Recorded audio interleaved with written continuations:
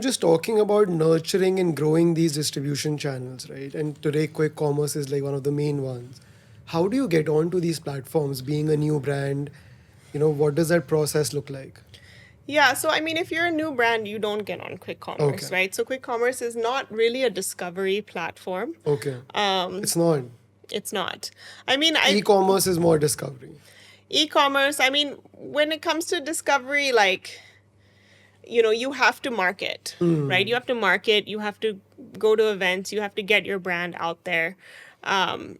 People also, if you put your products in a store, they're not necessarily going to sell. Correct, yeah. Unless you market them, unless people know what it is. And it's the same with quick commerce. Also, quick commerce, I mean, it has to be a very efficient system for them. And so they're not going to list something unless they know that there's already demand for that product. Right. So I think for us, the fact that by the time quick commerce rolled around, we'd already been in business for 5-6 years.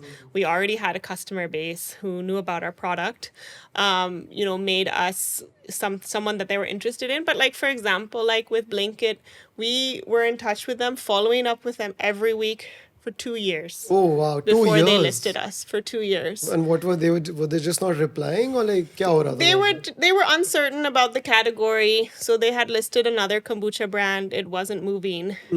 And so they said, they were not sure that kombucha is a very good category.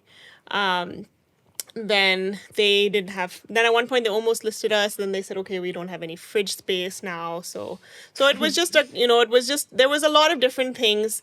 It wasn't a huge priority to them, right? Their priority is like Coca-Cola and Pepsi and like these big customers. Yeah. These little guys like us, we don't really make or break Blinkit, right?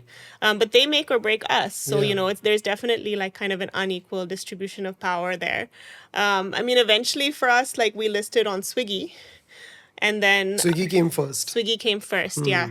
And then once we could show Blinkit that, like, listen, this is what we're doing on Swiggy, then they were interested. Okay. Yeah.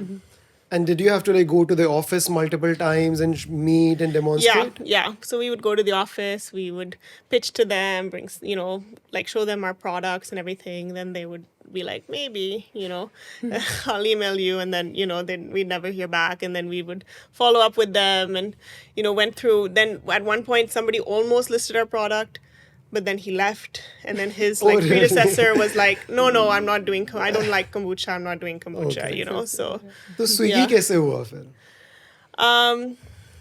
Swiggy, I think, because they had kombucha on there that was actually moving. It was a very straightforward They had proof of process. concept. Because they're also headquartered in Bangalore. I think. Also, Bangalore is a great market for kombucha. Yeah, there's just more awareness, I would say. I mean, Delhi is not necessarily like the health capital of India, right? Yeah. So I think that helped. Whereas, when we filled in the forms and everything, it was very straightforward, and they were ready to go.